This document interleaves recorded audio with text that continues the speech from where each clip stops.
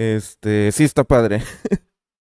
Está muy padre y deja como mucha emoción por ver la, pues el regreso de Shabondi. O sea, como que empiezas por ahí porque por ahí de repente me salían como opiniones de que, uy, qué padre, van a reanimar uno de los arcos más aburridos de One Piece y así. Pero yo argumentaría que para los que ven el anime, piensen que el arco de la isla Gyojin es uno de los más aburridos de One Piece. Porque el anime no hizo muy buen trabajo, o sea, sí está muy largo. El hecho de que sean 50 y tantos capítulos y los vayan a reducir a que 21 o algo así. Realmente el arco de la isla Gyojin está padre. O sea, Jody no es un gran villano, pero el arco es bueno. Eh, no es el mejor, sí no lo pondría en el top 10 de arcos de One Piece, pero... Y el regreso a Shabondi sí es increíble y te da mucha... Está muy padre que ver como el regreso a Shabondi desde el punto de vista de la gente que vivía ahí y todo. Alain dice, la niña de 15 años con apariencia de 10 y Rebeca en el Coliseo con 16 pareciendo señora de 25. Sí, se me hizo muy raro que la niña tuviera 15 años. A mí hacía esa niña como de 8, o sea, como, o menos, bueno, como unos 8, 8 o 9. em, Como un poquito mayor que Tama. Pero bueno, es chaparrita, bueno, también sí puede ser. Simplemente no es muy alta. Este, Así me veía yo a los 15. Sí, es genética, ¿no? O sea, también tienes, no sé, a Big Mom. Un caso un poco extremo, pero Big Mom a sus 6 años era un monstruo de esos que salen así destruyendo todo, ¿no? Así me veo yo ahora. Si en nuestro mundo hay esa diversidad de tamaños en la humanidad, ahora imagínense en One Piece, ¿no? Eh, la, la, ha de ser difícil determinar la edad de alguien en One Piece, ¿no? O así, de pronto tienes a alguien ahí como mitad tontata y crees que es un niño y te dice, no, tengo 35 años. ¿Se imaginan que el mundo real fuera así? Que, que hubiera eso, o sea, que no hubiera una estatura promedio, ¿no? Ni... Que más o menos, digamos, hay un rango, pero estamos como medio parecidones. En el mundo de One Piece, ¿no? Completamente. Eh, Dice Hannah, Hannah no, el verdadero problema es verse así con 30. Lo digo por experiencia con cara de bebé. Pues mira,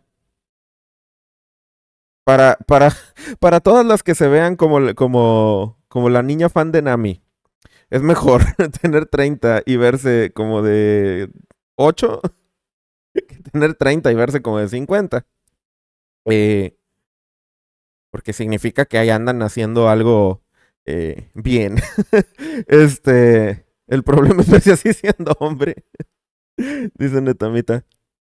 Eh, Porque, este, luego si te dicen, te ves más joven, y dices tú, que muchas gracias. Si te dicen, ay, te ves bien madreado, dices, o pues mi caso a veces,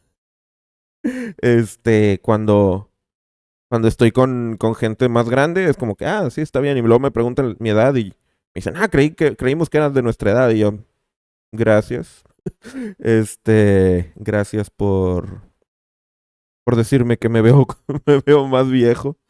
Em, pero bueno, sí estuvo muy padre el capítulo.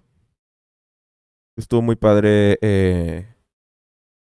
o sea, ¿cómo decirlo? Tenía muchas referencias al regreso a Shabondi, pero las integraron en la historia. Lo cual es como muy, padre. Normalmente cuando hacen como este tipo de capítulos con cameos, eh, digamos, hacen eso, cameos. Y creo, bueno, al menos en mi opinión, como que llega un momento en donde la cultura se volvió tanto de tenemos que poner cameos en las cosas que, que de pronto dices, como que ya no me basta una historia, una animación, un capítulo así, que solamente se soporte por tener cameos, o sea, quiero una historia. Pero este capítulo es una historia y la niña va atravesando las dificultades y los hechos del capítulo se van amoldando a situaciones que son cameos. Como es, oye, no podemos pasar aquí porque está ahí el rey oscuro y pintó una raya, o que llega el pacifista, o que de repente llegan los fantasmas de Perona y todo eso, o los insectos gigantes, y entonces ellos tienen que salir por otra parte. O sea, todo muy integrado a que no sea así como que, ah, mira, ahí estaba sino eh, que realmente em, forme parte integral de la historia. Y sí, me deja con ganas como de más. Em, así. No diría que una serie. No creo que este tipo de premisas soporte una serie completa. Pero sí este tipo de especiales. Em, este tipo de especiales como que te hagan ver las cosas desde otro punto de vista, ¿no? En la medida en la que haya... Y me pareció muy interesante cómo, digamos, en One Piece hemos visto personajes como Bartolomeo, que justo ayer Blizzard estaba hablando de Bartolomeo, que fueron influenciados por los Mugiwara y salieron al mundo y fueron piratas y todo, y como Bartolomeo era un fan, pero un fan que también era un pirata y que también era un súper novato y todo eso. Em, pero aquí vemos a que realmente los Mugiwara pues sí han tenido, y piratas en general, ¿no? O sea, como son parte como de la cultura de las personas, pues, que están en la gran era pirata, tiene mucho sentido, los ven en las noticias todo el tiempo y demás. Em, son parte de la cultura y se incorporan de diversas maneras, pero impactan también a la gente del común, o sea, no nada más a los que están metidos en piratas, marines, no, gente ordinaria y si bien pues la gente ordinaria no es los protagonistas de la historia, ¿no? O sea, no es donde está sucediendo como lo más interesante. Definitivamente está muy padre de repente tener esos acercamientos a cómo se ve el mundo de One Piece fuera de los pesos pesados que son los que siempre estamos viendo. Siempre estamos viendo todo a ojos de la peor generación, a ojos de los marines, a ojos de los revolucionarios, del Gorosei, de Imu, pero realmente nunca a ojos de una niña normal que vive en Shabondi. De hecho, eh, una premisa interesante. Shabondi es un lugar que yo diría que es conflictivo, eh, pero probablemente yo diría que es conflictivo por lo que vimos, ¿no? Pero normalmente el archipiélago supone que era un lugar muy seguro porque el cuartel general de la Marina estaba ahí, pero a la vez muy inseguro porque los Tenryubito van. Entonces diría yo que se genera ahí una extrañeza, ¿no? Donde eh, por un lado dices tú, bueno, la Marina nos protege, aquí difícilmente los piratas van a hacer mucho desastre, pero por otro lado sí hay mucho flujo de piratas porque van a la isla Gyojin y por otro lado los Tenryubito, eh, yo diría que uno les podría tener tanto miedo a los Tenryubito como a los piratas, ¿no?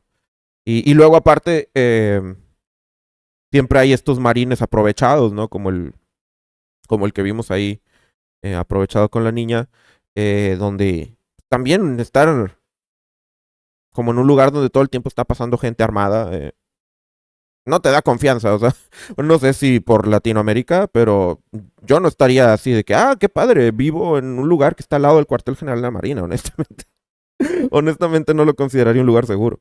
Eh, está padre como ver desde ese ángulo el, el el cómo viven o cómo se desarrollan y me recuerda esta escena un poco al inicio de One Piece Film Red, em, en donde inicia, donde te narran la gran era pirata, pero desde el punto de vista de la gente, donde, donde la gente ve pues la era pirata como algo negativo, ¿no? Como invaden sus pueblos, les roban y todo esto.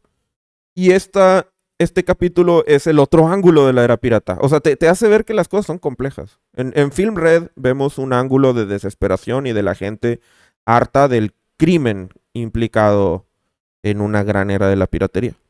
Y acá vemos el otro lado, o sea, toda la gente que es fan de los piratas y que leen el periódico y toman su propia decisión de pensar lo que ellos quieren de ellos, ¿no?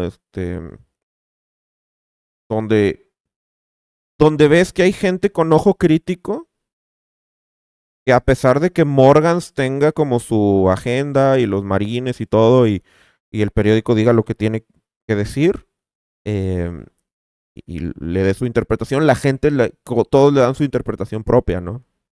Eh, y ves, por ejemplo, esta niña que ve a los Mugiwaras falsos y dice, obviamente son falsos. Y es muy chistoso porque ella es muy inteligente en ese sentido, o sea, es como, obviamente son falsos, pero lo que tenía el regreso de Jabondi lo pone en perspectiva un poco chistosa, ¿no? Em, es que de Malo Black estaba juntando a los piratas y todo, y cuando todos estos piratas se juntan, según esto porque se van a unir a la tripulación de Luffy para ir al Nuevo Mundo, todo el mundo se la cree. O sea, dice, no tienen ese pensamiento crítico. Entonces, mm, digamos, no es que de Malo Black se disfrazara muy bien, es que están bien burros. También te hace ver eso, ¿no? O sea, esta niña tiene más ojo crítico que un montón de piratas, pero un montón de piratas, pues un montón de bandidos, ¿no? O sea, tampoco puedes esperar la gran genialidad, ¿no? Por su parte. Entonces, lo que dices Andrés Tempest, exactamente. Entonces, sí. No, está interesante, cuando menos. También la historia de los hermanos eh, está también interesante porque es un poco. En Marineford le quisieron dar un poquito de esa vibra, pero no resultó porque estabas demasiado centrado en los grandes poderes, o sea, estabas demasiado centrado en los almirantes, en lo que estaba haciendo Luffy, o sea, hubo un poquito de eso cuando Kobe empieza a despertar el haki de observación y empieza a escuchar como todo el sufrimiento de todos los marines o, eh, por ejemplo, que él admiraba mucho a este contraalmirante Yukimura y luego parece que se muere, o sea, que como que él le dice a Kobe como que, órale, es una guerra y luego está ahí tirado. O sea, como que esto em, era en la saga de Marineford un poquito esta idea eh, de darte a entender como que todo lo que estaba pasando, ¿no? Todo el sufrimiento que estaba viendo durante la guerra y todo. Eh, pero no estabas tan enfocado en eso. Entonces no le podías prestar tanta atención a algo así por el ritmo de Marineford. Entonces está padre que ahora, en retrospectiva, te pongan como una pequeña historia de dos marines de gorrita, de esos que Barba Blanca manda a volar. De esos que dicen, vamos a atacar a tal. Y van entre 30 y salen todos volando de un ataque, pero pues como quiera lo intentan, ¿no? Porque es su trabajo, supongo. Y está el tipo ese de, debería buscarme otro trabajo y pues yo me cuestionaría mucho eso, ¿no? O sea, si fuera un marín de gorrita y vieras a Barba Blanca o incluso a Luffy, donde Luffy es un novato, es un pirata novato y ya anda barriendo el piso con 100 marines promedio al mismo tiempo. dices tú, oye, pues tal vez no soy bueno para esto, ¿no? Em, si se fijan en One Piece, los marines, los marines de alto rango normalmente siempre fueron de alto rango. O sea, por ejemplo, Smoker, su fruta logia y todo. Aunque era un capitán del East Blue, de todas maneras ya se perfilaba para ser vicealmirante. O sea, ya tenía ese perfil. Em, pero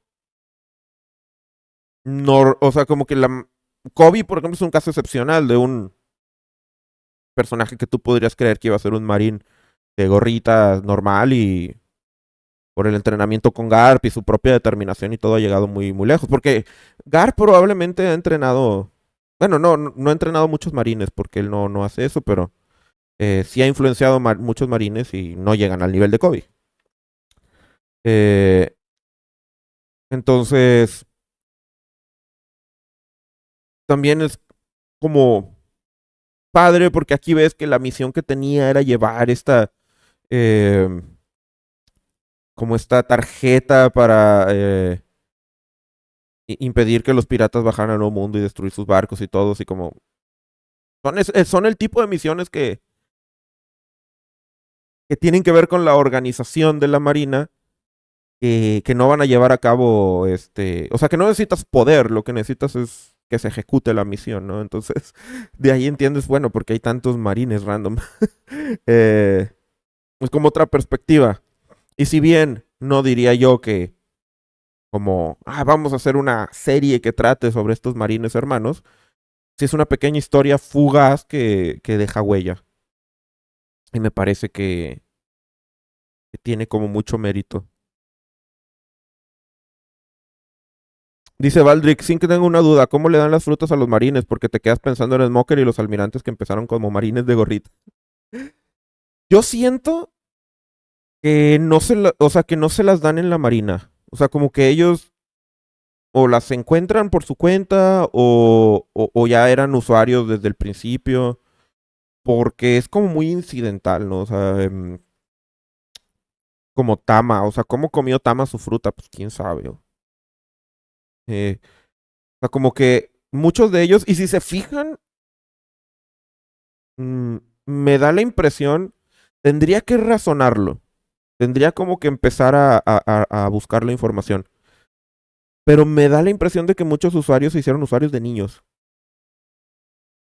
O sea, por ejemplo, Tama, Luffy, como que... Y les digo, no tengo ahorita el dato, tendría que pensarlo. Imagino que para la mayoría de los usuarios no sabemos en qué momento consumieron su fruta.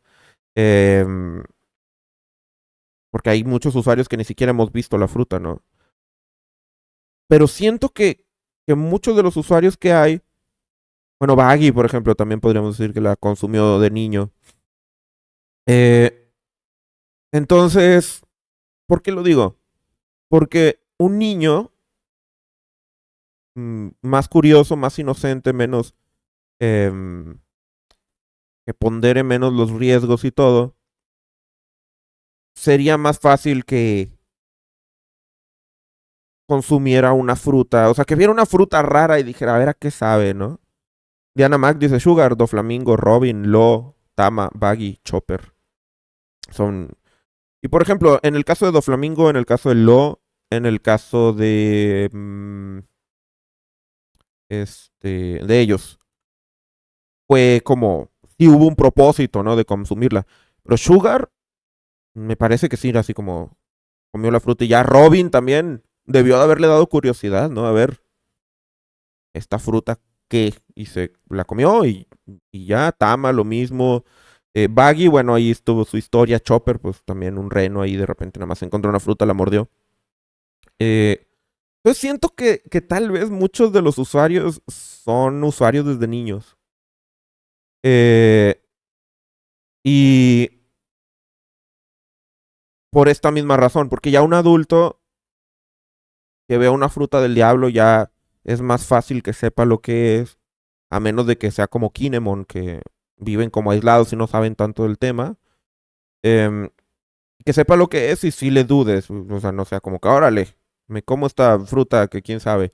Y los que ya saben que es una fruta del diablo, pues ya puede que elijan no consumirla. O sea, pues las puedes vender muy caras. Entonces pueden elegir hacer eso, venderla o algo. Entonces yo me imagino que muchos marines fueron estos que desde niños se hicieron usuarios. Puedo imaginarlo así. Fede González dice, Sing Fan Letter está basado en una novela de One Piece. Ojalá animen las novelas de Ace y Lola. ¿Las has leído? No, he visto el manga de Ace. Eh, ese sí, el manga de Ace, que está basado en la novela, ¿no? Pero las novelas no las he leído. Roronoa Dairon dice, ¿se podrá confiar en la sombra de Imu como la ha dibujado Oda o crees que será totalmente diferente como Loki? No, yo creo que Imu sí.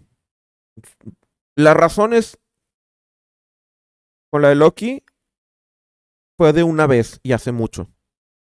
Entonces, como la de Kaido Big Mom, yo creo que cuando Oda dibuja una sombra así como poquito definida y luego pasa mucho tiempo, él puede decidir cambiar el diseño del personaje. De hecho, lo hemos visto, por ejemplo, en el Road to Laugh Tale, eh, los Tobiropos o Yamato pasaron por muchos rediseños. Entonces, Oda ya tenía unos como muy claros, a otros no tanto. Los Vainas Rojas también atravesaron muchos rediseños, desde cuántos eran, quiénes eran.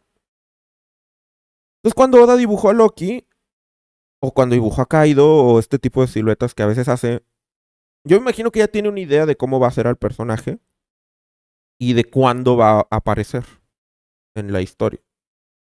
Pero si pasa mucho tiempo, como en el caso de Loki o de Ryokugyu también pasó bastante, creo que él se va haciendo así como, no, y si mejor le hago esto y le hago, o sea, no lo tiene ya como 100% definido, sino que empieza a decir, y si mejor quiero que sea así, no sea tan así, y a cambiar cosas de la obra, de la historia que quiere contar, y más o menos la idea general la tiene, pero eh, termina como diciendo, tal vez no me decido por aquí, por allá, y termina pasando, yo creo, lo que pasó con Loki.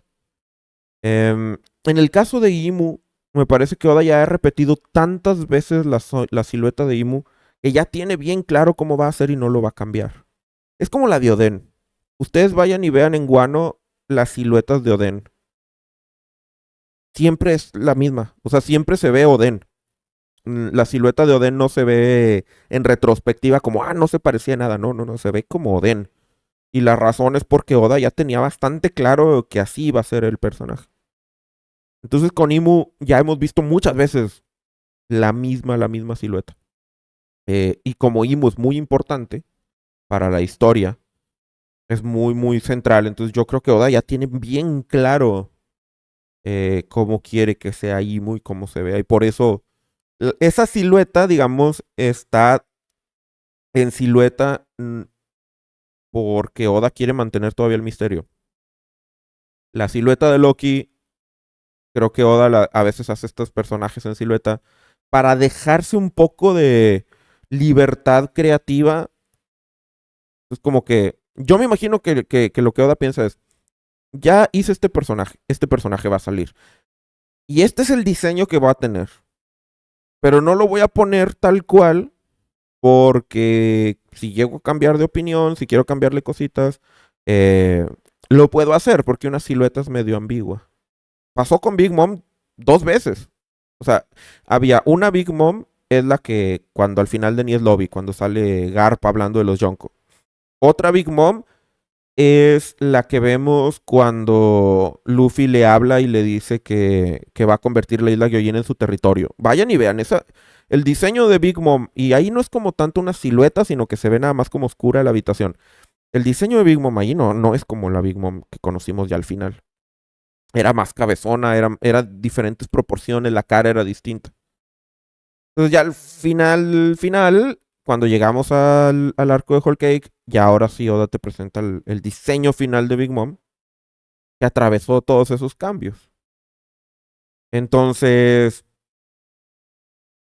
con Imu está siendo muy consistente. Entonces yo creo que la silueta de Imu O de plano Imu es una silueta, o sea, como hemos hecho teorías en el pasado, que no es que digas tú, es que la silueta de Imu y, y luego ya vas a ver cómo es, sino que o Imu es tal cual, así, una sombrita y ya, o sí es muy consistente. De hecho, otro personaje que me parece que es muy... que Oda ya tenía desde el principio, Vegapunk. Si ustedes van, y además mucha gente ya estaba especulando eso, cómo se veía Vegapunk. Si ustedes van y ven el flashback en Punk Hazard, donde César Clown se acuerda que Vegapunk lo despide y eh, pu- pueden ver los rasgos del Vegapunk del diseño ya final. Como que ya lo tenía muy claro. En su tiempo estaba así como medio extraño, como cómo será. Y hubo gente que empezó a decir, no, ese es un nariz y ese es como un bigote. Y tenían razón.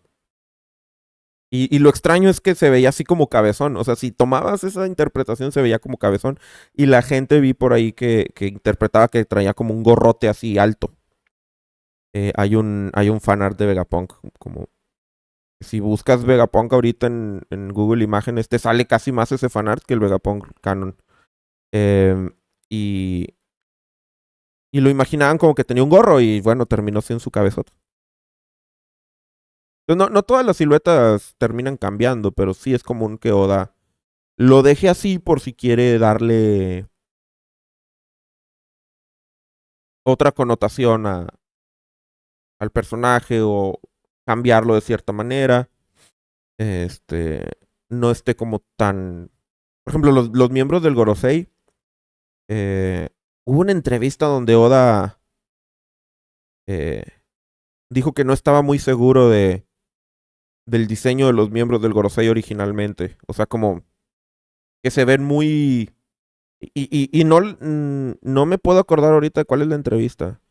Pero hay una donde dice como que, ah, sí, los del Gorosei se ven como muy normales, o sea, como muy, así, humanos. No tienen rasgos extraños. Ninguno del Gorosei se ven como perfectamente humanos.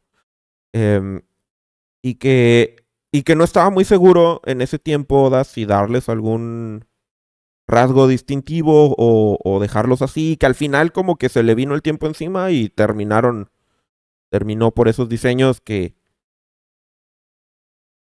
si no mal recuerdo, él dice como que son un poco contrastantes con cómo ha sido One Piece más recientemente. Eh, y la prueba es Garling. O sea, Figarland Garling es como más como lo que Oda hace de forma común. O sea, un personaje que tenga una cosa, un rasgo extraño. Por ejemplo, Barba Blanca, ¿no? Tiene su bigotillo este. Siempre, siempre los personajes tienen algún rasgo divertido o extraño o así, ¿no? Em, los del Gorosei pues, son más como humanos. Y Garling, el diseño encaja con los del Gorosei, pero a la vez no, porque su cabello es muy extravagante. Yo me imagino que si Oda hubiera dejado ensombrecidos a los del Gorosei durante todos estos años y hasta ahorita hubieran salido, probablemente serían más extravagantes. Pero como Oda los dibujó completamente allá en el arco de Yaya, en el capítulo 222 o 223, una cosa así, no me acuerdo, por allá. Eh, Entonces ya se tuvo que quedar con esos diseños, ya no había posibilidad de cambio.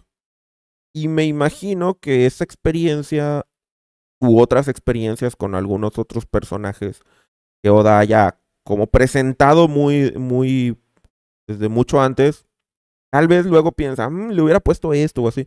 Y entonces por eso ahora yo creo que, porque si ustedes se van a One Piece antes, no había tanta silueta, ¿eh? O sea, como los que les digo ahorita del Gorosei, no los ponían siluetas.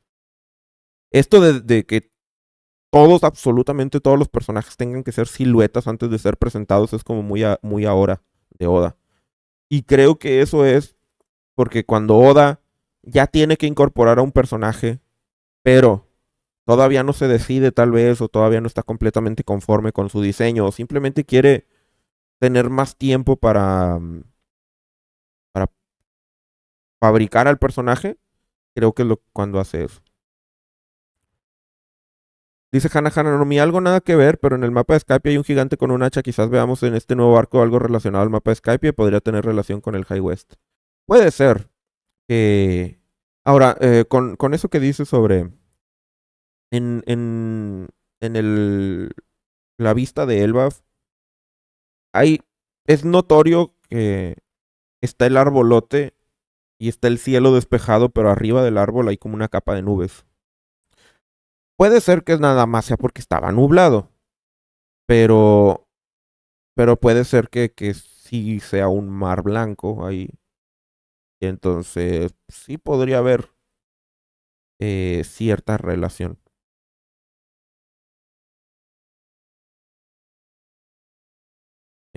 Así es. Ese capítulo es del final de Pon Hazard, ¿no? Excalibur, el donde aparece Vegapunk, sí es más o menos al final de Pon Hazard. No al final final, sino cuando César va y se esconde en el cuarto que antes era el laboratorio de Vegapunk. Ahí es donde recuerda, o sea, el momento de cuando él activó la bomba y todo. La primera imagen de Vegapunk en Water 7 creo es más distinta. Sí, pero de hecho esa si te fijas nada más se ve como de aquí para abajo. Lo que sí, digamos, ahí es diferente es que em, no tiene la lengua. O sea, si nos vamos por como Sync con doble C, bienvenido. Si nos vamos por lo como se ve Vegapunk actualmente y la proporción que tiene, la silueta, bueno, no es la imagen, no es una silueta, es nada más una imagen como cortada, debería de alcanzarle la lengua a verse. Entonces, sí, esa sí es algo diferente. Podríamos pensar que la imagen que Vegapunk tenía digo, que Oda tenía en su mente sobre Vegapunk durante, no es en Water 7 TP de Luffy, es en Thriller Bark, cuando Oda, siempre le digo Oda a Kuma, ya van varias, cuando Kuma habla sobre Vegapunk, ahí es donde sale por primera vez. Y Vegapunk es mencionado de nombre por primera vez en Enies Lobby. Bueno, al final de la saga, cuando Kobe y Helmepo están hablando con Luffy. Pero ahí nada más hablan del Doctor Vegapunk, ahí no se ve nada. Yo no me acordaba de la silueta de Loki, pues es que es como la única. Por mucho tiempo, eh, Rodríguez Chus, bienvenido. Por mucho tiempo, cada que uno hablaba del príncipe Loki, pues ponías esa silueta porque era lo único que había.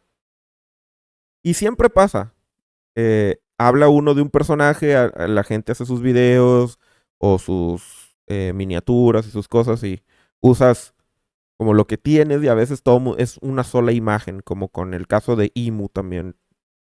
Las imágenes, ahora ya hay más, ya hay muchas más imágenes sobre Imu. Todas vienen así como en sombra, pero ya hay más. Y de Loki nada más teníamos eso. Es decir, nunca podremos ver un diseño de Saturno con sus anillos del planeta Saturno. Ah, de Jay García Saturn. Yo me imagino, ahorita, por lo que dices del Gorosei y que tendrían diseños más extravagantes. Yo me imagino que a lo mejor si el Gorosei apenas hubiera sido presentado ahorita, Yoda les hubiera dado como detallitos de los planetas. Puede que sí. Victor dice, mencionemos a Enel y sus lóbulos para no perder la costumbre. A Enel. Enel tiene que aparecer en todas las transmisiones. Skypia siempre tiene que ser mencionado. Y es Blizzard dice, me da risa que la teoría de quién le hizo las cicatrices a Barba Blanca implica que un señor con bigote de media luna peleó con... no lo había pensado. Es cierto, ya es Blizzard. Un señor con bigote de media luna peleó contra otro señor con peinado de media luna. Fue la batalla lunar. Kumoda. Sí, siempre, no sé, es que como que quedé tan impresionado por el desarrollo de Kuma que ahora le digo Oda. Ronora Dairon dice, ¿crees que al final de One Piece, eh, ¿crees que al final de One Piece va a haber Dios? Cuando Oda sacará mangas explicando, mostrando peleas e historia que no se ha podido ver en el manga actual. Eh, o sea, sí creo que al final de One Piece vamos a ver como spin-offs. Yo creo que sí. Em, pero mm, tal vez no tan inmediatamente. De hecho, yo tengo mis reservas con eso. Porque, y lo platicaba la vez pasada, a veces hay momentos de la historia de, pues sí, de una historia que no ves y que a veces es mejor que se queden así, como que no los veas. Y aunque te dan muchas ganas de verlos, hay ciertos misterios o ciertos eventos que es preferible que, que se queden, en especial cuando son como muy legendarios o así. Es preferible que se queden así, porque a veces la imaginación de uno les da como este estatus de legendario y si los ves podría ser decepcionante. Entonces, em, considero que puede que cuando termine One Piece sí haya una intención de hacer spin-offs de cosas. Pero, por ejemplo, me gusta como el concepto de este One Piece Fan Letter, que es un pequeño spin-off desde el punto de vista de otras personas, pero que no modifica en lo absoluto el contexto de la historia original. O sea, el regreso a Shabondi no se ve. Este pequeño spin-off podría ser canon y no tendría ningún problema de serlo. Porque no hay ninguna contradicción, no hay ninguna, solamente un vistazo al cómo la gente normal ve los eventos de One Piece, ¿no? Y el Marín fan de Chopper, ese tendría que ser canon. Eh, este, tiene que sacarlo Oda en algún momento en el manga, porque está genial el concepto de que sea un Marín acá de alto rango y todo, y y sea fan de Chopper. Este, pero yo mm, siento que o sea, siento que Oda nos va a contar los momentos de la historia del pasado de One Piece que tenga que contarnos. O sea, por ejemplo, en el viaje de Roger. Siento yo que hemos visto muy poquito el viaje de Roger. Pero creo que cuando termine One Piece vamos a haber visto las partes del viaje de Roger que teníamos que ver. Em, entonces, por ejemplo, el viaje de Roger no se presta, pienso yo, a un spin-off como tal, porque no tenía tanta dirección. Roger tardó muchos años en llegar a Lowstar, por ejemplo. Y después de que llegó a Lowstar, anduvo como medio vagando sin rumbo hasta que conoció a Oden realmente. Y de que llegó a Lowstar a que conoció a Oden pasó muchísimo tiempo. Si dimensionan ustedes, miren, Roger llegó a Lowstar hace 39 años, un año antes del incidente de God Valley. Y luego Roger conoció a Oden, pues básicamente, este, hace que poquito más de 25 años, o sea, pasó 13, 14 años. Creo que son 25 años, ¿no? A ver. La era pirata. No, no, sería hace 23 años. Si no estoy mal, Conoció a Oden hace 23 años, hizo el último viaje hace... digo, perdón, me equivoqué.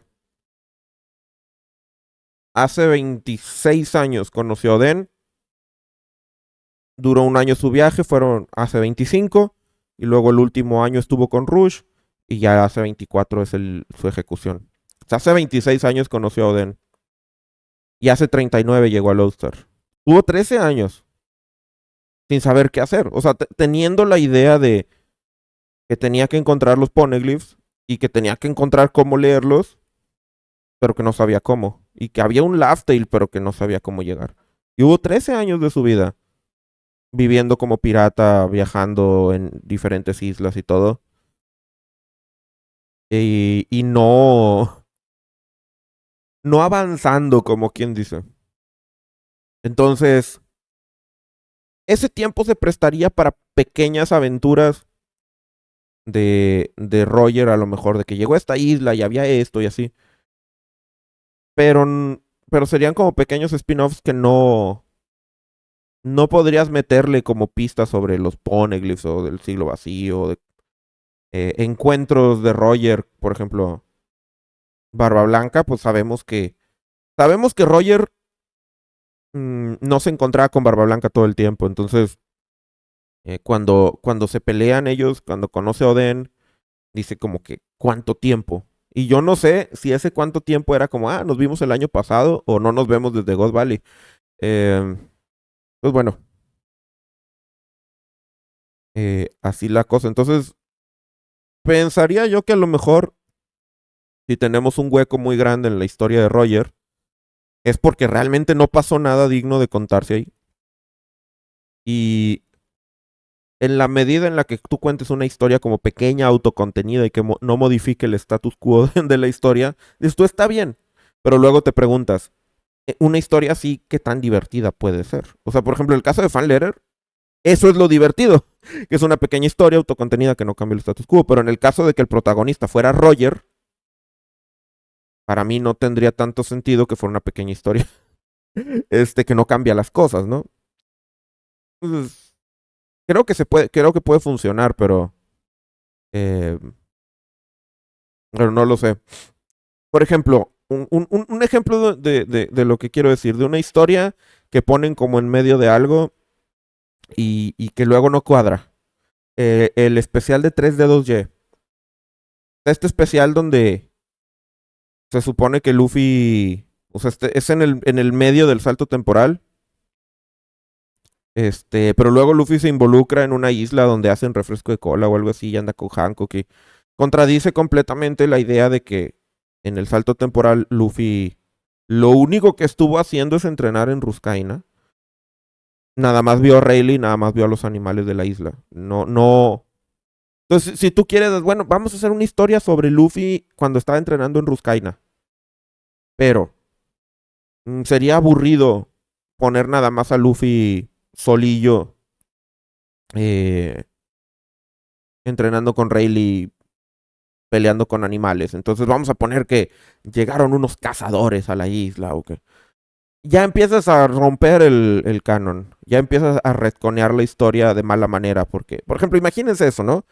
Imagínense un spin-off de Luffy está en Ruskaina en los últimos 6 meses antes de... Cuando ya Rayleigh ya lo dejó de entrenar y Luffy se quedó solo en la isla hasta esperar el plazo de 2 años. Entonces llegan unos cazadores a Ruskaina que quieren atacar a los animales y entonces Luffy tiene que protegerlos y vemos por ahí, por ejemplo, a Luffy usar el Gear Force por primera vez, porque sabemos que Luffy usó el Gear Force durante Ruskaina, que ahí es donde aprendió a hacerlo. Entonces luego empiezas a tener preguntas como, a ver, ¿cómo demonios llegan unos cazadores a Ruskaina si está en el Calm Belt? ¿Cómo llegan a cazar los animales de Ruskaina? Se supone que son tan poderosos que algunos Luffy los tenía que vencer con Gear Force. O sea, tendrían que ser cazadores nivel piratas del Nuevo Mundo. O sea, y entonces, esta es una historia que me estoy inventando de un posible spin-off que yo vería a Toei haciendo de One Piece. Pero que dices tú, rompe muchas reglas. Y por alguna razón es muy común que hagan ese tipo de spin-offs. O sea, que vamos a hacer esta historia y vamos a hilarla de esta manera. que no queda. No sé por qué véanlo en los rellenos. Los rellenos de One Piece, del anime, por lo general rompen reglas. Son... No diría yo que los rellenos de One Piece suelen ser buenos, ¿eh? No recuerdo ninguno con cariño. Ya saben que no me gusta el de Apis, no me gusta el de la niebla arcoíris. Eh, no recuerdo ahorita que yo diga un relleno de One Piece que me haya gustado. El del G8 sé que es un favorito de muchos. A mí no me gusta, se me hace aburrido. Eh, por el concepto este del vicealmirante, Jonathan, ¿no? Que supone que es un muy inteligente pero es un vicealmirante. Sí, es un vicealmirante, ¿no? No recuerdo, pero se supone que es un marín de alto rango que luego dices tú, Luffy nivel Skype no podía con uno de ese rango. O sea, como, no me cuadra. Entonces, siempre como que de alguna manera... y luego, sí, no me cuadran los rellenos de One Piece, no me gustan. Ninguno. El único que podría considerar como relleno que me gusta es el de cuando Uta y Luffy son niños, que es como preparatorio para Film Red, ese me gustó mucho. Yo hasta hice un video que era como el mejor relleno de One Piece. Entonces, los arcos de relleno por lo general tienen esto como... Siempre tienen contradicciones, siempre están como... Se sienten fuera de la obra. Por ejemplo, dice Víctor, los rellenos de Sanji Pre-Timeskip son buenos, en especial el de la sal del Aqua Laguna. Ah, el de la sal del Aqua Laguna está muy padre.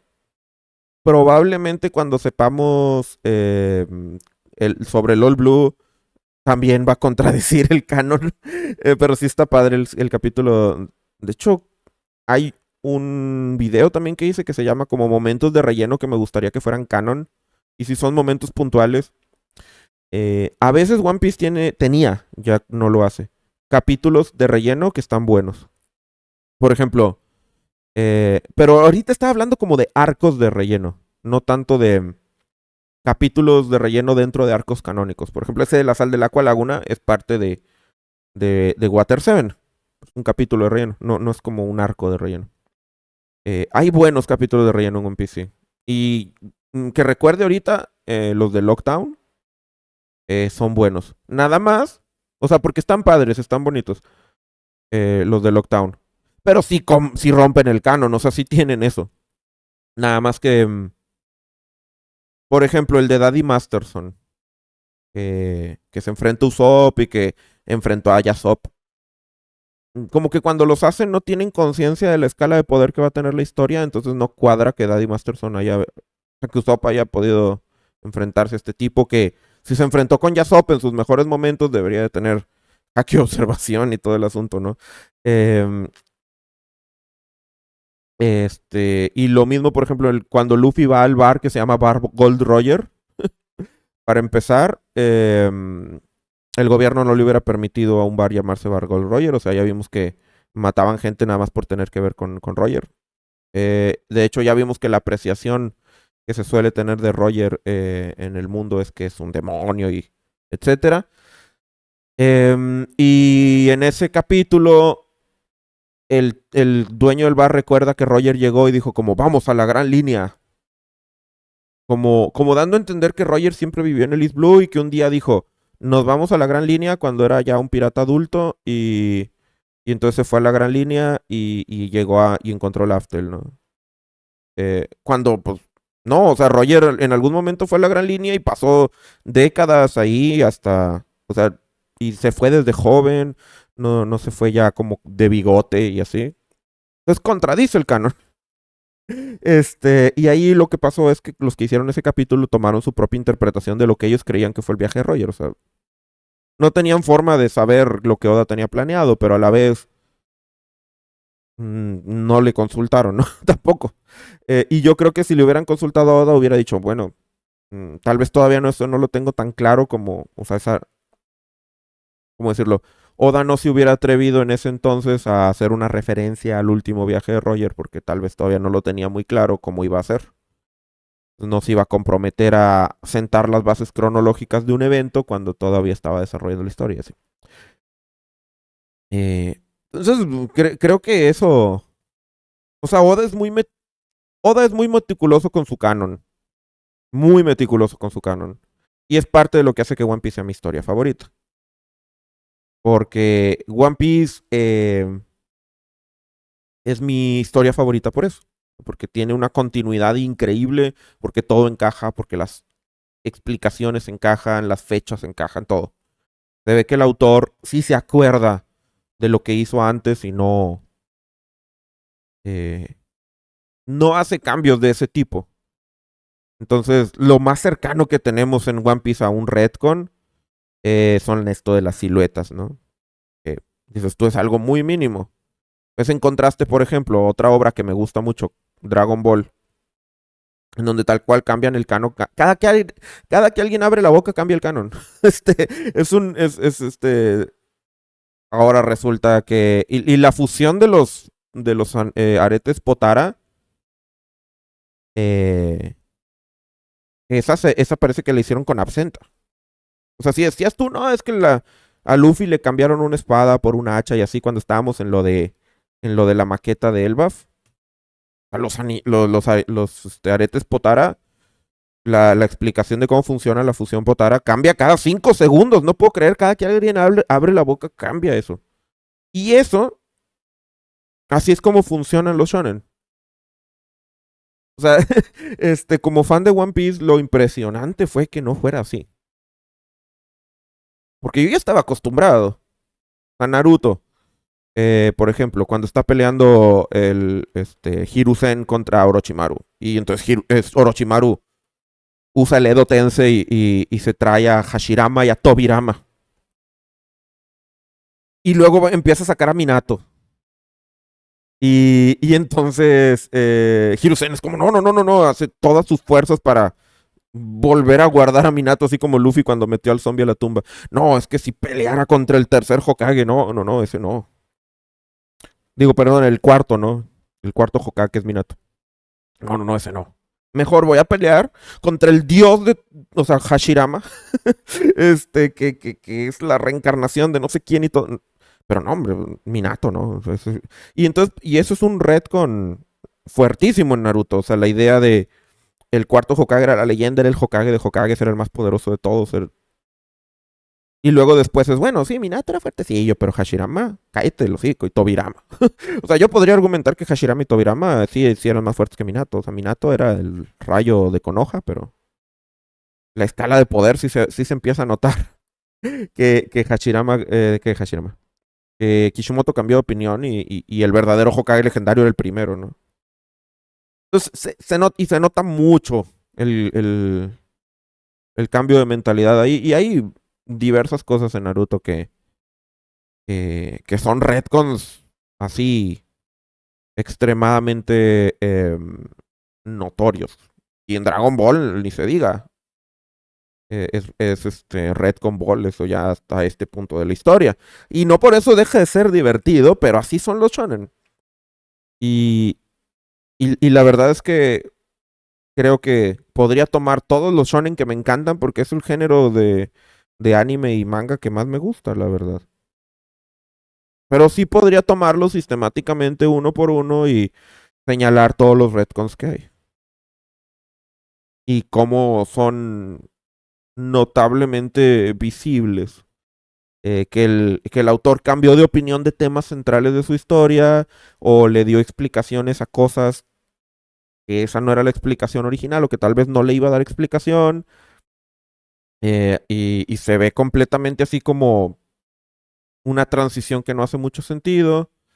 Eh, entonces, eso es el shonen y uno está como, mira, errores argumentales, retcons y está bien, o sea, es como la costumbre y los fans de los cómics, peor. O sea, en el shonen es una cosa, pero platicaba un poquito ayer sobre eso.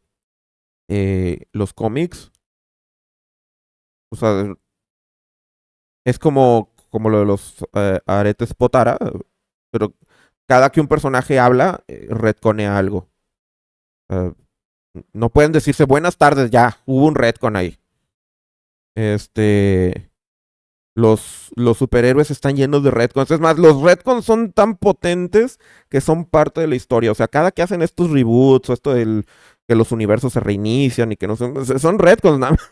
O sea, son retcons nada más como decir, bueno, para no decir que es un retcon, vamos a decir que el universo se volvió a hacer y que esto y que el pasado. Pero de todas maneras es un retcon y de todas maneras eso tiene retcons, incluso. Entonces, eh, y bueno, para los que no sepan qué es un retcon, es continuidad retroactiva. Es cuando te explican un evento con una connotación o que tiene una explicación y una narrativa y después se le añade o se le cambia la narrativa de forma retrospectiva para encajar con una nueva narrativa. Y One Piece no es así. One Piece, el único caso de continuidad retroactiva que yo vería en One Piece son muy puntuales. Las siluetas estas que a veces pasan y eso se me hace muy sutil, no hay ningún problema. El asunto del haki, digamos, la forma de en cómo se ve el haki y todo, hay un cambio entre la saga de Marineford y cuando inicia el nuevo mundo. Se ve y tiene como un impacto diferente en la historia. Por eso a veces hay como se siente medio raro pasar de Marineford a Dressrosa o así. Y Oden. Em, Escenas en donde claramente no estaban pensadas para que estuviera Oden y luego está. Y hay varias pistas que a mí me dejan ver que Oden es un retcon. O sea que la idea original de Oda es que Roger iba a leer los poneglyphs con la voz de todas las cosas. Tal cual, no nada más como entenderles vagamente, sino que iba a poder entenderles 100%. Y la llegada de Oden, para mí ese es un retcon de One Piece, pero es el único.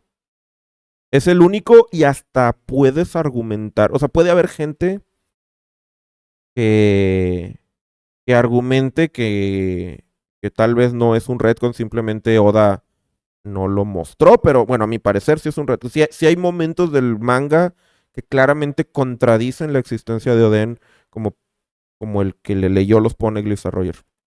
Pero fuera de eso ya, en todos los demás shonen, eh, tienes eso todo el tiempo están cambiándote la historia. Ah, ¿recuerdas este momento? Pues pasó esta otra cosa. Ah, ¿recuerdas este momento? Era diferente desde este punto de vista. Y este punto de vista no cuadra, no encaja con lo que conocías antes. Eh, y es lo normal. En series de larga duración siempre van y revisitan historias del pasado y les cambian el contexto.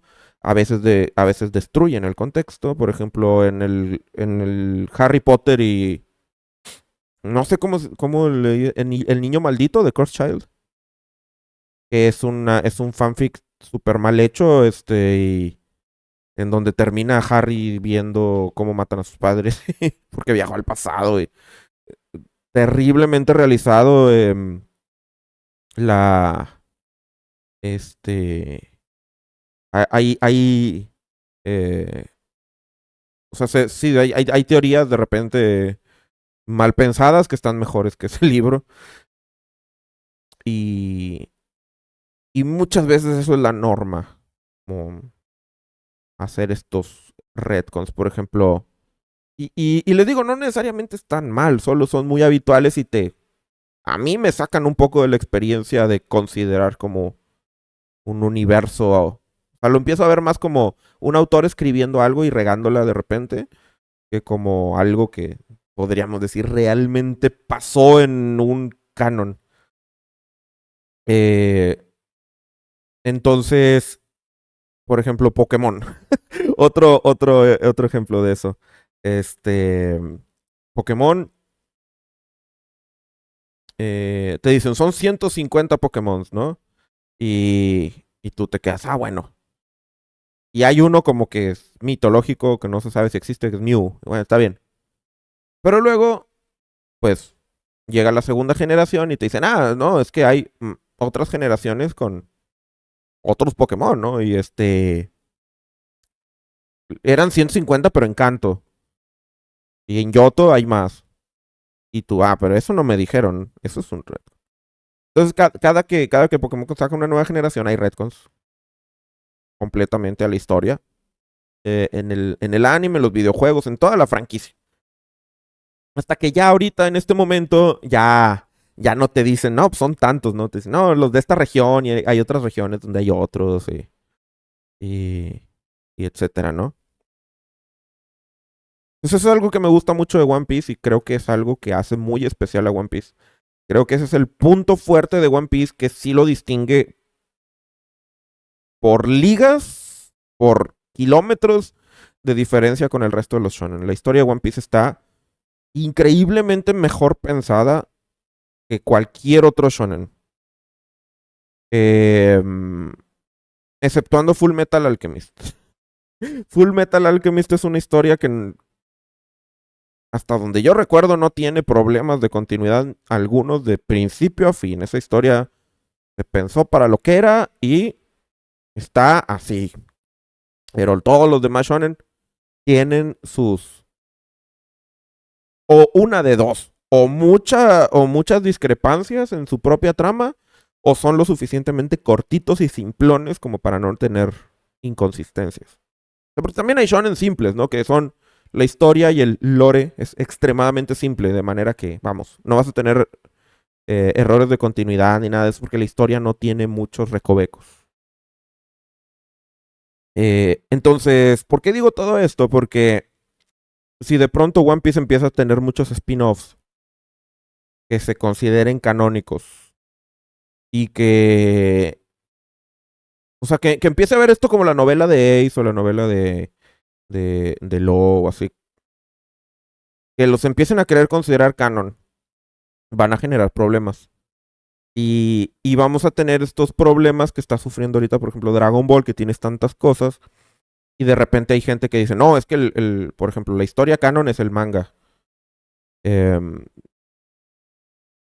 pero vino primero el anime. Para los fans de Dragon Ball, ¿cuál es la historia canónica? O sea, ¿el manga o el anime? Y luego hay juegos como Xenoverse y esto que en donde coexiste GT con su... Entonces ya no hay un canon, ¿no? Básicamente en Dragon Ball es como líneas diferentes, dimensiones diferentes y todo esto. Pero entonces entras como en la cuestión de multiverso y en la interpretación de los cómics, donde, bueno, entonces ahora nada tiene sentido.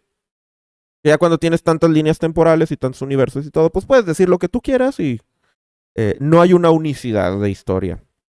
Entonces está bien, pero tampoco está tan bien. Eh, la aproximación que los cómics han tenido al multiverso sí es pero yo le resto importancia a las historias individuales. Y bueno, más bien no a las historias individuales, le pone importancia a las historias individuales, le quita importancia a la construcción de mundo. O sea, tener un multiverso no es una construcción de mundo. Tener un multiverso en donde todo puede pasar y en donde hay un montón de líneas y cada que algo sea un error de continuidad dices que es otra línea, es una forma de decir, mi construcción del mundo está del carajo y simplemente le estoy dando esta explicación, pero está del carajo. Es mucho más difícil y mucho más admirable tener una sola línea temporal donde sucedan un montón de cosas y todas tengan relación entre sí. Y eso es One Piece y eso no es ningún otro shonen, exceptuando Full Metal Alchemist. Y tal vez Yu Yu Hakusho. Es que me debato entre pensar si Yu Yu Hakusho... Yu Yu Hakusho es simplón. No, Yu Yu Hakusho... Porque les digo, está una de dos. Complejo y conciso, como Full Metal Alchemist. O simplón, como Yu Yu Hakusho es más simplón en su construcción de mundo.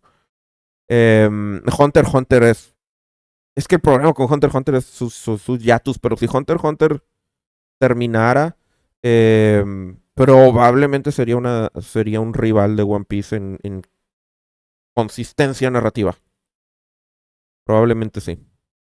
Entonces no me gustaría que One Piece, que ese es su fuerte, más grande diría yo, tiene muchas cosas padres One Piece, pero muchos otros shonen tienen cosas padres también.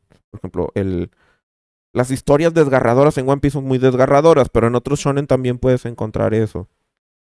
Peleas épicas en otros shonen también puedes encontrar peleas épicas. De hecho, podría decir que incluso no sé si decir que la pelea más épica que he visto yo en mi vida de shonen ha sido de One Piece. Definitivamente hay muy buenas, pero tú puedes argumentar. En donde yo creo que no se puede argumentar, eh, es que la construcción del mundo de One Piece es superior a Naruto, a Dragon Ball, a Bleach, a todos. Eh, Creo que argumentar sobre eso ya es como pelear. O sea, como decir, ay, es que no me gusta One Piece, entonces no, Naruto tiene más. No, Naruto no tiene un carajo de eso. Este, Naruto tiene otros fuertes. Y también es genial. A mí me gusta. Pero si, a lo que voy, si One Piece tuviera de pronto muchos errores argumentales. Por ejemplo, la novela de Ace introduce un error argumental poderoso.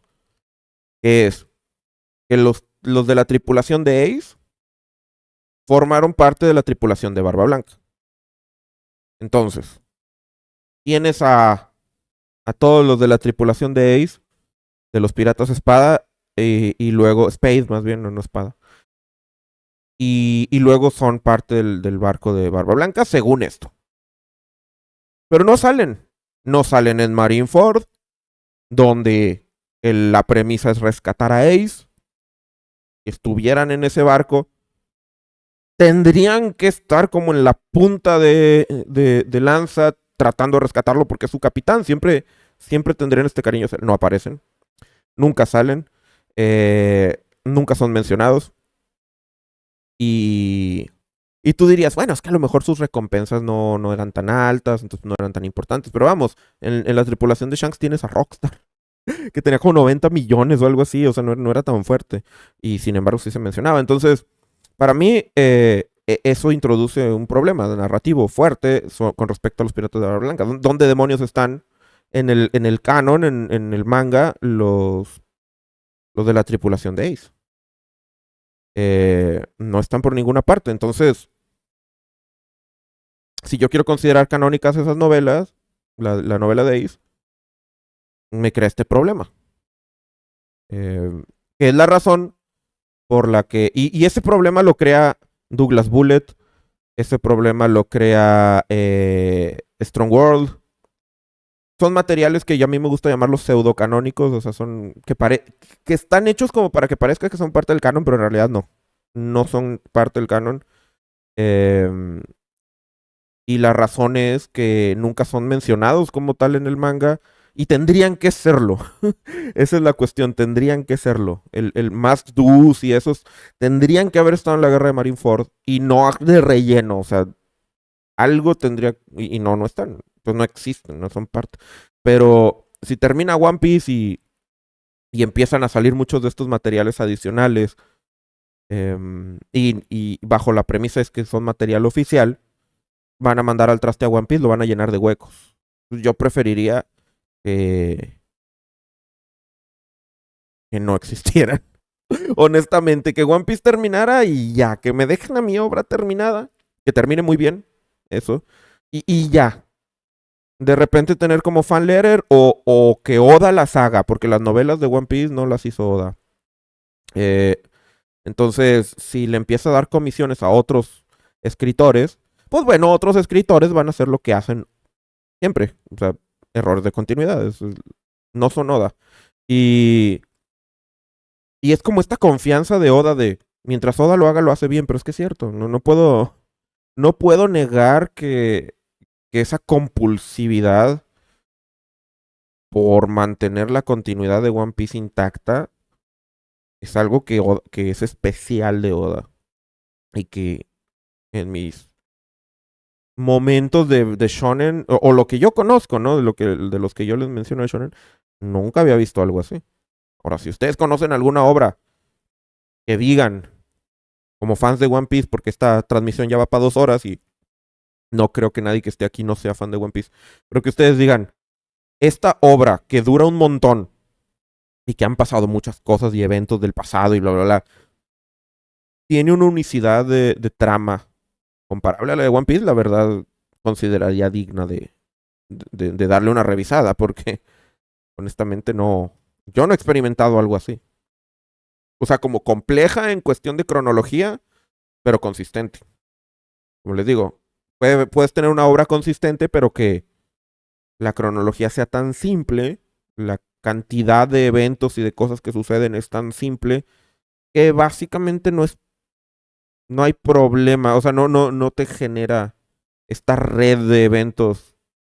Entonces, no tener errores de continuidad no es tanto una virtud, es simplemente una historia muy enfocada a lo suyo. eh, pues ahí está, ¿no? No hay problema. Roronoa de Iron dice, pregunta loca.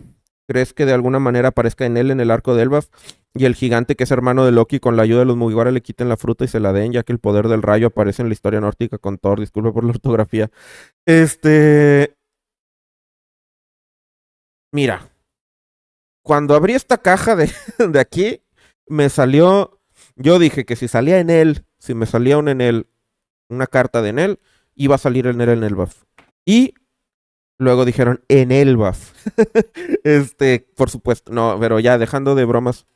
em, Siempre la gente, o sea, tanto así como quitarle la fruta y todo, no, pero em, nunca pierdo las esperanzas de que salga en él de alguna manera. Y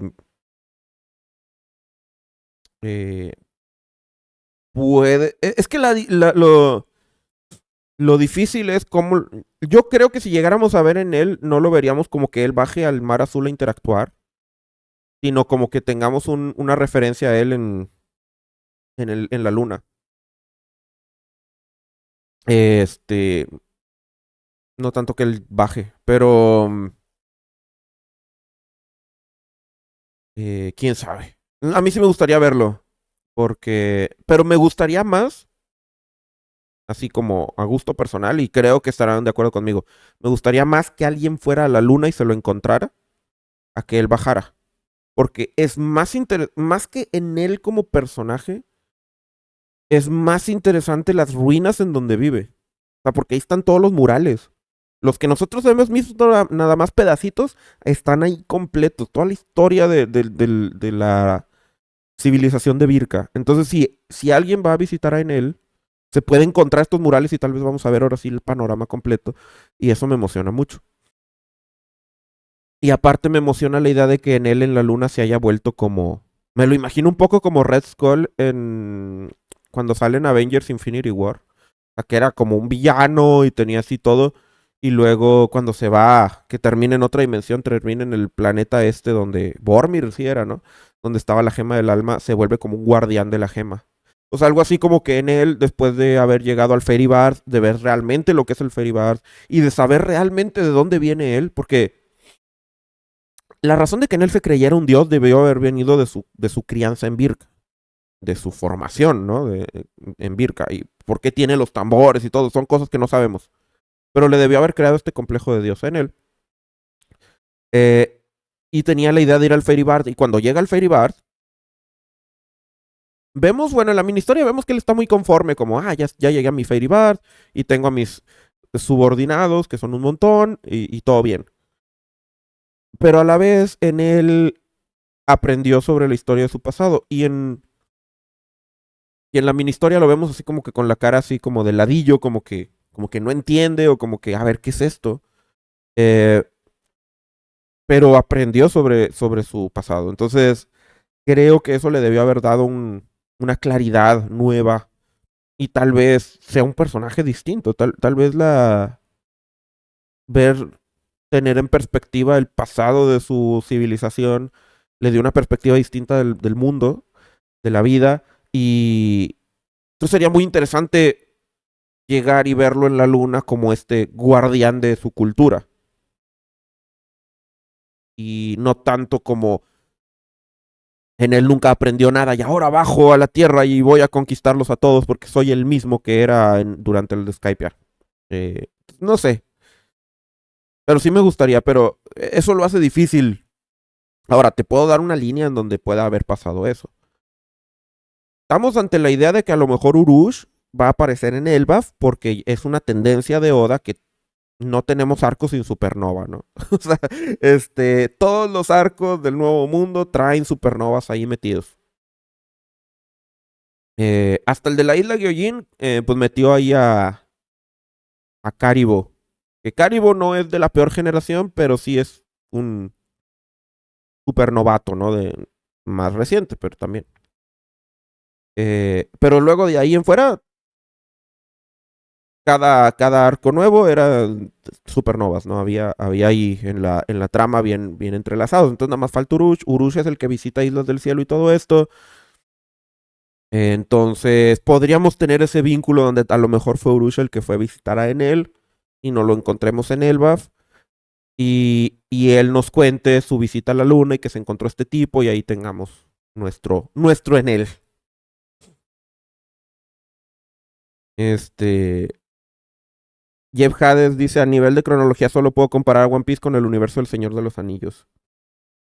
Tal cual, sí, el Señor de los Anillos sí está también muy bien pensado. De hecho, podríamos decir que el Señor de los Anillos está todavía mejor pensado que el universo de One Piece. O diferente tal vez. O sea, lo digo porque Tolkien hizo geografía creíble. A los mapas del Señor. Cuando tú ves esos mapas y luego lees el libro y hay un personaje que te dice, y a tanta distancia está esto, o tenemos que pasar por el pasaje de no sé qué, porque acá hay algo. Eh, el mapa es así. Pues es tan consistente que cuando, o sea, que cuando Tolkien pone a sus personajes a ir de un lado a otro, tiene en mente por qué tipo de camino, por qué tipo de geografía van a atravesar. Y si se atraviesan por una cadena montañosa, tienen, por ejemplo, cuando van a las minas de Moria, tienen que pasar por las minas de Moria, porque si van por el pasaje de Caradras, creo que era el otro, que estaba todo difícil y nevado, y luego Saruman les empieza a tirar tormenta, entonces tienen que regresarse. Todo eso es porque el mapa es así, porque esas son las dificultades que tendría alguien que quisiera iban hacia Rivendell, ¿no? Y luego aparte está lo de los idiomas, y luego aparte está el Silmarillion. Entonces, sí, podríamos decir que Tolkien está contemplando lenguaje, geografía, cosas que a lo mejor Oda no contempla tanto.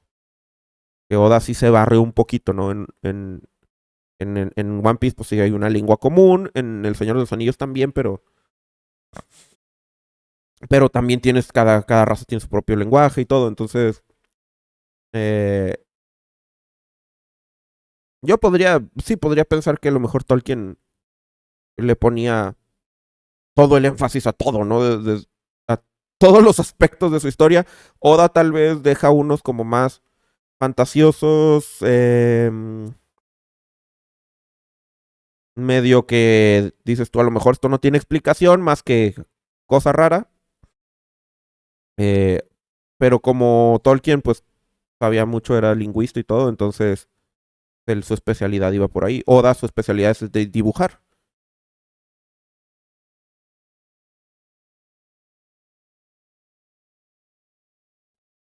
Iba a estornudar y no pude. Eh, pero sí, El Señor de los Anillos. El Señor de los Anillos es como el Ocarina of Time de la construcción de mundo. O sea, en el sentido de que, para mi parecer, el juego que dijo, así se hace un juego de exploración en un mundo 3D, es el Ocarina of Time. Ese fue el juego que dijo, mira, así se hace. Y ya de ahí deriva. Con la diferencia de que digamos, el Ocarina of Time tenía las limitaciones técnicas de su época. En la literatura no hay tal cosa como las limitaciones técnicas de la época, o sea, la imaginación y escribir. Entonces, Tolkien no por nada es tan querido, ¿no? No por nada sus obras son tan admiradas y la trilogía de Peter Jackson es tan venerada por la gente, porque es una adaptación fiel y dedicada y respetuosa de una de las obras de literatura que más impacto tiene en la narrativa actual. O sea, porque ahora todos quieren hacer sus propios universos. Eh, Tolkien venía de un mundo y de una literatura donde los libros trataban de nuestro mundo. Piénselo un poquito, ¿no? Normalmente los cuentos, aún los cuentos más fantasiosos eran en Noruega, en Reino Unido. en China. O sea, siempre era eh, una historia contada desde nuestro mundo, pero con personajes diferentes y con situaciones a lo mejor diferentes y con un elemento acá también de magia, pero pasaba en nuestro mundo y no eran muchos los universos alternos donde completamente es otra cosa. Y de hecho, bueno, incluso Tolkien se supone que la historia del Señor de los Anillos sucede como muchos miles de años antes de la historia, o sea, de la historia de la humanidad. Pero no tiene conexión alguna. O sea, la historia de la Tierra Media no conecta de ninguna manera con Egipto, con los continentes como los conocemos nosotros. Pero él fue como de los primeros que empezaron como a hacer ese tipo de literatura fantástica en otro mundo. Y ahora es muy frecuente que eso pase porque hacer una historia en otro mundo te da la ventaja de no tener que lidiar con los hechos históricos tal y como sucedieron en nuestro mundo. No tienes ese bagaje histórico de tengo que encajar los eventos de la humanidad con mi historia fantástica. Puedo hacerla desde cero y tener completo control. Pero tener completo control de toda la historia de una humanidad de miles de años hacia el pasado requiere más coco para que tú digamos, las historias que ya están en nuestro mundo, la construcción hacia el pasado, pues ya la tienes, es la historia. Cuando tú haces un mundo como el de Tolkien, tú tienes que crear la historia. Toda esa historia la tienes que desarrollar. Y él es como el exponente que dice, bueno, mira, así es como lo haces, ¿no? Así es como se hace esto. Dice Jeff Hades, sí es cierto, Tolkien dejó un universo más complejo y completo, aunque también Tolkien no tenía que entregar partes de su trabajo cada semana. Sí, también. Eso es otra cuestión, ¿no? Y es también un medio diferente. Eh, One Piece, por ejemplo, tiene la limitante de ser un shonen.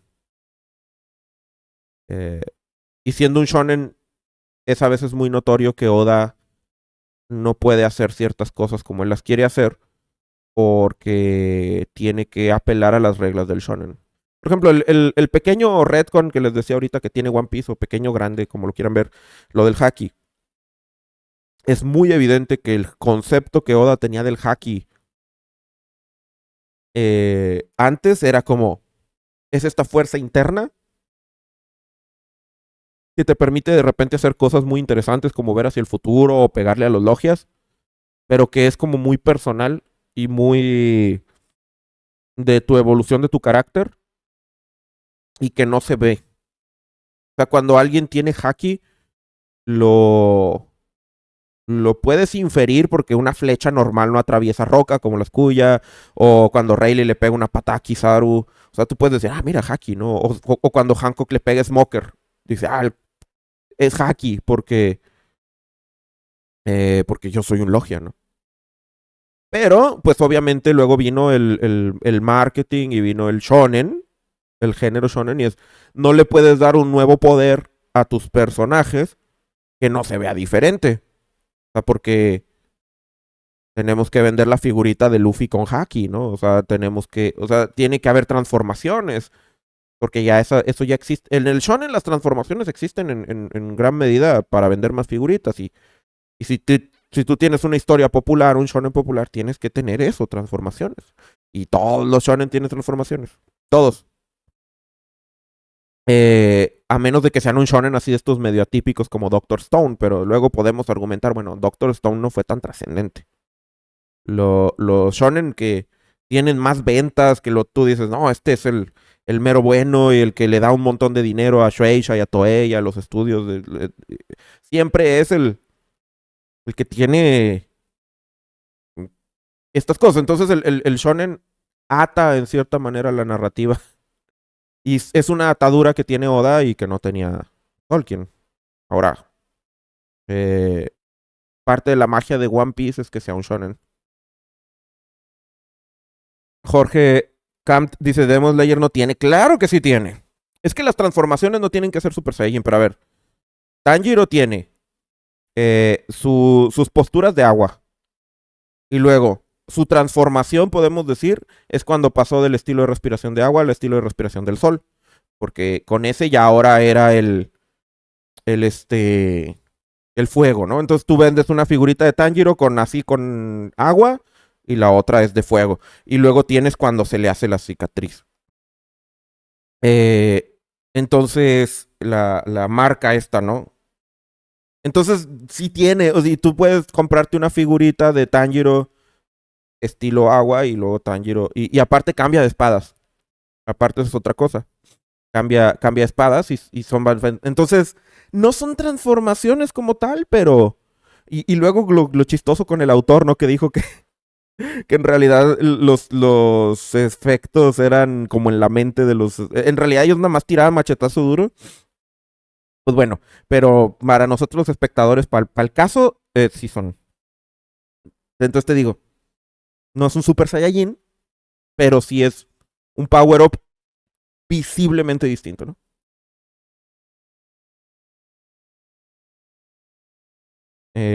Dice Víctor, sí, sin spoiler, Jujutsu Kaisen no tiene transformaciones, solo figuras en diferentes poses. Y bueno, Jujutsu Kaisen también, bueno, yo nada más he visto el anime hasta ahorita, pero por ejemplo, eh, los personajes, a lo que aspiran por lo general, según lo que llevo, es a la expansión de dominio, ¿no? O sea, a poder llegar a eso.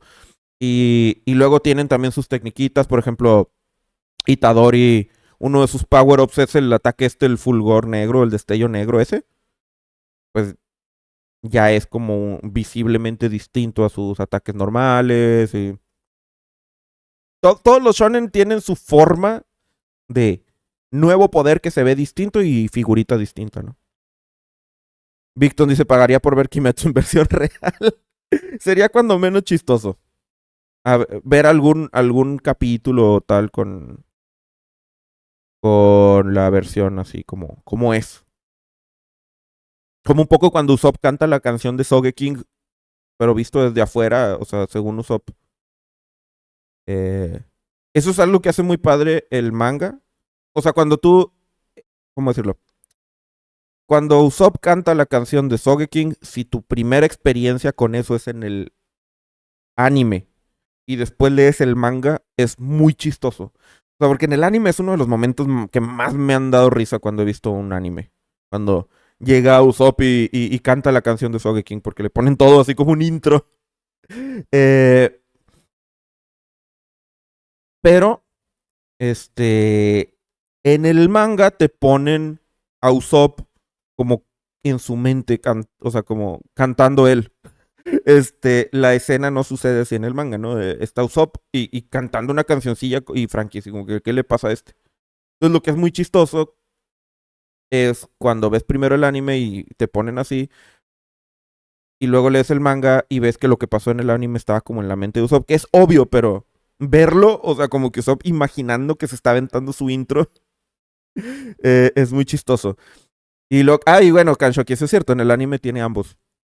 Sí, hay como una, con la perspectiva de Frankie, creo que es, donde Usopp nada más estaba balbuceando. Esto es muy, muy genial eso. Sí, hasta el logo ponen con la ola y todo, está bien genial.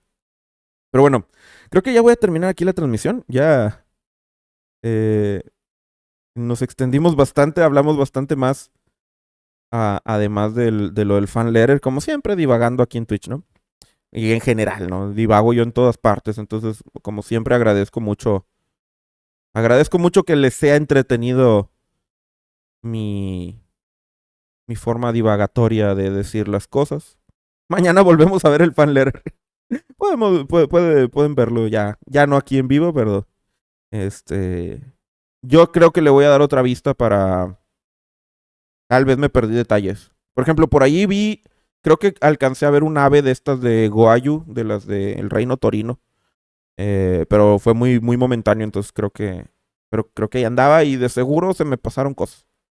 Había, esas escenas de Marineford fueron muy, muy rápidas, entonces de seguro se me pasaron también detalles y todo por ahí. Este, por ejemplo, bueno, ese no se me pasó, pero cuando el hermano está atorado en el hielo me dio la impresión que es cuando levantan las barreras estas.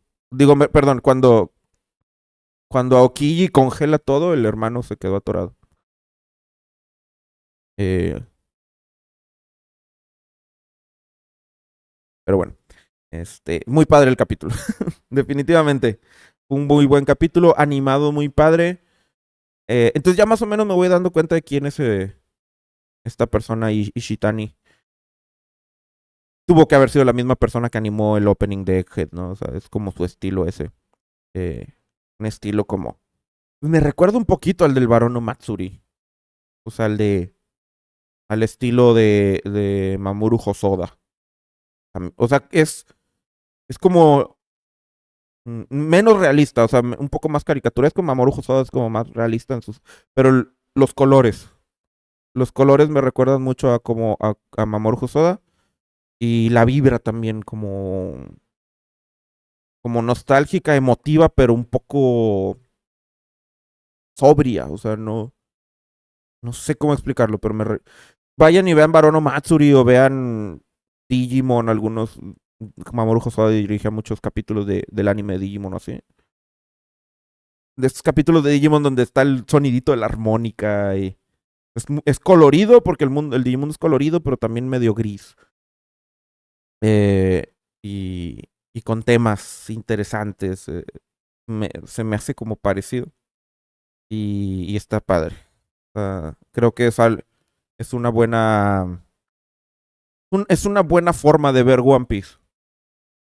Eh, como desde el punto de vista de así. No de Luffy, que es un monstruo, ¿no? Eh, es directora, Megumi Shitani, la que también dirigió el Reverie. Reverie estaba bueno. El anime en el Reverie peca mucho de flashbacks. De escenas. No de flashbacks, de escenas recicladas. Eh, el Reverie. Espero que también le resuman como a la isla Gyojin. Y de hecho, bueno, ya para irme, sí me gustaría estar viendo la isla Gyojin semanalmente. Eh, entonces tal vez podríamos hacer una dinámica donde una vez por semana y si de repente no puedo, una vez cada 15 días o así, ver la isla Gyojin, los capítulos remasterizados de la isla Gyojin y Daima y Dragon Ball Daima, aventárnoslo así como una transmisión de ver anime. Me parecería bien. Me imagino que puede ser divertido. Entonces, vamos a ver si la próxima semana, precisamente ese fin de semana no voy a estar. Pero pónganle, por ejemplo, el martes 5 y ver los capítulos y así. O sea, como hacerlo más frecuente. Pero bueno, ahora sí me retiro, espero. Y ahora sí no los voy a ver el resto del fin de semana. Entonces, ahora sí, les deseo un excelente fin de semana. Dice Seba, por eso todos los fans piden que le den ahí a la dirección del flashback de Kuma. Es como con Super cuando había otro que se apellidaba igual. Shintani. Ese me lo sé porque Shintani no es la misma persona, ¿verdad? Shintani es otro. Eh, Shintani y Dragon Ball. Naohiro Shintani. Cuando Shintani animaba Super, se notaba así que animó capítulos del Torneo de Poder y era como, wow. Veías el subidón y de por sí el Torneo de Poder está bonito animado en Super, pero cuando Shintani los animaba era como, wow, está increíble. La interpretación de Shintani del Super Saiyajin Dios está genial. Me recordaba mucho a Z. Y yo, wow. Y ahí fue donde me di cuenta, así que, ese es Shintani, con razón. Entonces ahora, esta otra Megumi Ishitami se apellida parecido. Y entonces va a ser como el Shintani de One Piece. Pero bueno, sí, estoy muy conforme con la animación, definitivamente. Eh, un gran trabajo, un gran trabajo. Del capítulo, tanto de guión como de animación. Y como está basado en una novela, pues sí me estaría interesante leerme la novela de One Piece Fan Letter para ver para ver los detallitos, ¿no? Pero bueno, nos vemos entonces pues, la próxima semana, para la transmisión de la próxima semana. ¿Te gustaría un capítulo así, pero en Egghead? Estaría genial. Estaría genial. O sea, así como investigadores, trabajando con Vegapunk, de que un becario, o sea, como un día normal de así haciendo tu trabajo, que no te sale la tesis, ¿sí? Y que de repente llega Luffy. Y sí, es que, bueno, sería increíble, pero eh, o sea, como hice una maestría y un doctorado, o sea, como soy del área, ver como el día a día en los laboratorios de Egghead sería como un poco de mezclar esos momentos mundanos de ser investigador con que de repente llegue el loco y se ponga a soltarse de golpes con un leopardo. Sería muy chistoso. Eh, definitivamente me encantaría un episodio en el estilo de Fan Letters, eh, pero tipo Egghead, sí. Y lo que dices, Netamita, un episodio de la gente que sí pudo ir de Lulucia, ¿no? Eso. eh, o sea, porque de por sí la gente que huyó de Lulucia están ahorita con los revolucionarios. Muchos de sus amigos, de sus familias, sus conocidos están muertos. O sea, si analizas lo del incidente de Lulucia, Moda, por ejemplo, que ahorita, o sea, ¿cuánta gente que conocía Moda ya valió? Y cuántos que dijeron, nosotros nos vamos con los revolucionarios. Y, por ejemplo, jóvenes que se unieron al ejército revolucionario y que sus padres se quedaron en Lulucia, sus hermanos, su pareja, sus hijos. O sea, si te adentras en eso, sí está muy pesado. Sí estaría muy pesado. Que abordáramos eso de forma cercana, ¿no? Es como si tomaras de forma cercana o sea, si te adentraras más en la psicología de la gente que escapó de la esclavitud en Marilloa. Ya estás entrando en temas. Da para mucho, pero sí da así como para agarrarte el corazón y tirarlo y así hacerle como cuando a César en Ponja Sara, así que, órale. Estaría pesado, pero bueno.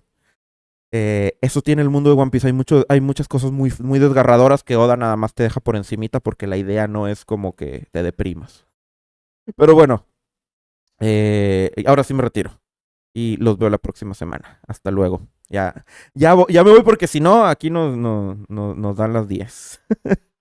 Hasta luego.